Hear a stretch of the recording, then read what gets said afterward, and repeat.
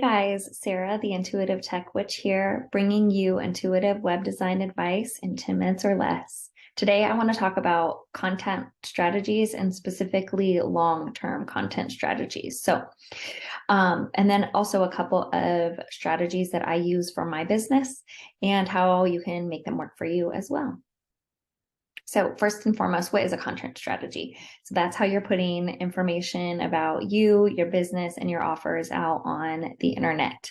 It's posting things on social media, it's blogging, emailing, it's really getting your content out. And it's important for your business, and especially to have a content strategy for your business, because content creation is overwhelming and it can really be a time suck, especially when you're putting so much focus on the platforms that have short attention spans for content. So short-term versus long-term content strategies. A short-term content strategy is posting things on social medias like Instagram and TikTok, where your posts can gain a lot of traction at first. However, they don't last that long. So, one viral video can have a shelf life of a couple of weeks if you're lucky, and it can get you followers, which is really awesome. Can get people to sign up for your email list, which is also really awesome. It's just different when you take the approach of long-term content, and long-term content is where your posts live out on the web and drive traffic to your website for weeks, months, and even years. I have content that still drives traffic to this day that I wrote 3 years ago. So a long-term content strategy is really, in my opinion, the better way to go. And while it does take a little bit more time to set up on the front end, once you get moving, it's really rewarding, and it really continues to drive that traffic to your website. And, that's the goal, right? Is we want people to be driven to our website to sign up for our email list and ultimately to buy, our stuff, whatever we're looking to sell. So long-term content strategy, I think, is something too that really helps us align energetically with our business. It says, when you have a long-term content strategy, it says out to the universe, I am all in on my business. I am here to stay. I'm looking to create things that will keep bringing more and more people back to my business. It also says that I know that what I have to say matters, and it will continue to matter. What I'm saying adds value out into the world. It shows the universe that you are committed to being found and being seen. And you all are also committed to showing up for your business, right? The universe wants to know, are you in this for the long haul? And I think a long-term content strategy really kind of shows it's you showing up for your business, showing up for yourself, and that you really are committed to your business for the long haul. Two of the content strategies that I use for my business are blogging with SEO and Pinterest. Now, the awesome thing about these is that as you're creating blogs, and really the basis of both the SEO blogging and Pinterest is blogs. So that's kind of the home base. And the awesome thing about creating blogs is that you can also, while you're using them as a long-term content strategy, you can use the content you've created for short-term platforms like Instagram and TikTok, right? So, you write a blog, create a couple of Instagram reels and posts and stories that go along with it.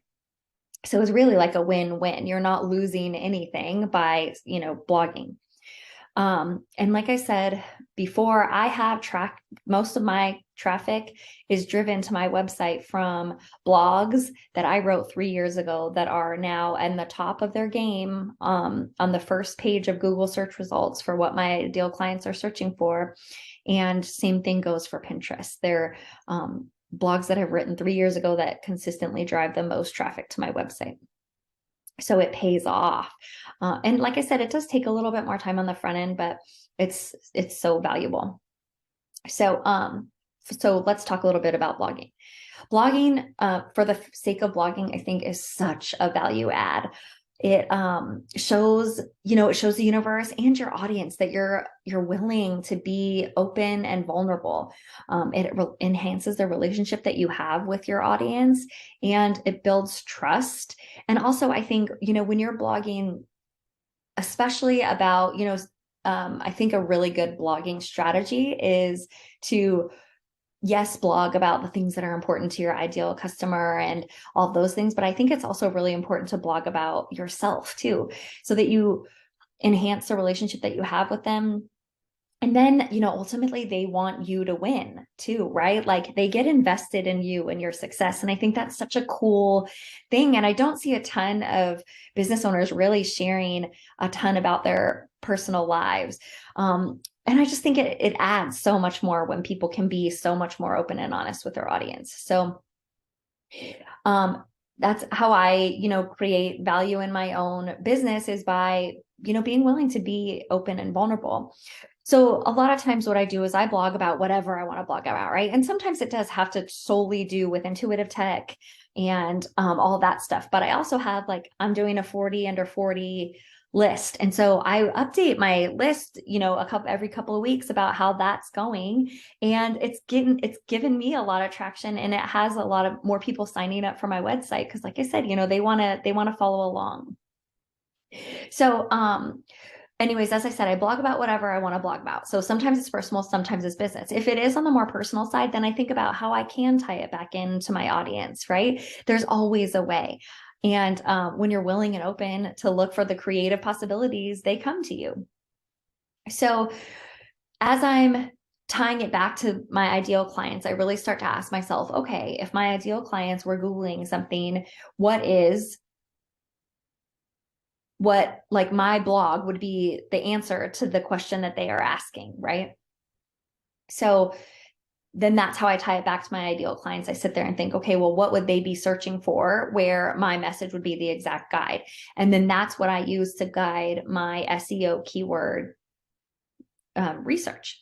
So SEO keyword research is a whole nother video in itself. And like I said, I try to get these to you guys in 10 minutes. So I will most likely be posting a video on this in a couple of weeks. But if you don't have a lot of information about it, do a quick Google search. There is a ton of stuff out there.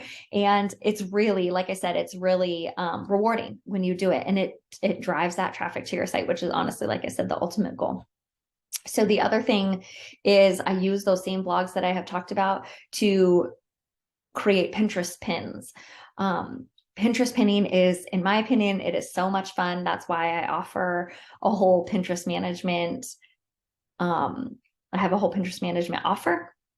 So if you are interested in Pinterest, but don't want to do it for yourself, please let me know. I would love to help you out with it. But Pinterest, a lot of people look at it like it's a social media platform. And while it does have the social aspect and element of it, you can upload your TikTok videos there and, get your followers. It does have like that social media feel. However, it is basically just a giant search engine. Think about it. Every time you go to Pinterest, like for me, I'm always looking for like cute curly hair tutorials, right? So I pop that in the search bar and then it comes up. And so, think about that, how you can use that for your business as well. So when you do have a Pinterest account, you want to make sure, number one, that it's a business account and that you have claimed your website so that all of the pins that you create will drive back to your website. And then really all you have to do is do some keyword research. Pinterest has really great analytic tools. They have such a good keyword research center where you can really search and see what people are searching for, or if you have a good idea for keywords, it's all right there. All the information is right there. It tells you through the year how people are searching for it. It's so great. So yeah, so doing keyword research on Pinterest. And then you want to make sure too that you're optimizing your profile with keywords. What would your audience be searching for? I'm not looking for a curly hairdresser, but I'm looking for a curly hair tutorial. So, if you were a hairdresser, that would be a good keyword to put in your bio or on one of your boards. So, Pinterest really is such a great way to, number one, use your creativity too. I think that sometimes we get really bogged down, especially as soulful entrepreneurs. You really want to be doing a lot of creating. So Pinterest is a good creative outlet. You can design beautiful pins that will then lead back to your website, right? That's where your technical stuff comes in. You want them to lead back to your blogs, your opt-ins, your freebies, any way you can get people driven back to you to help build that relationship with yourself or with you and your ideal clients is, the ultimate goal. So that is my spiel on long-term content strategies. If you enjoyed what I had to say, please go ahead and click the subscribe button below. I try to get these videos out twice a month, 10 minutes or less, to give you all the intuitive tech you need and to help you figure out how to align your business decisions with your highest self. I hope you guys have a good day. Talk to you later.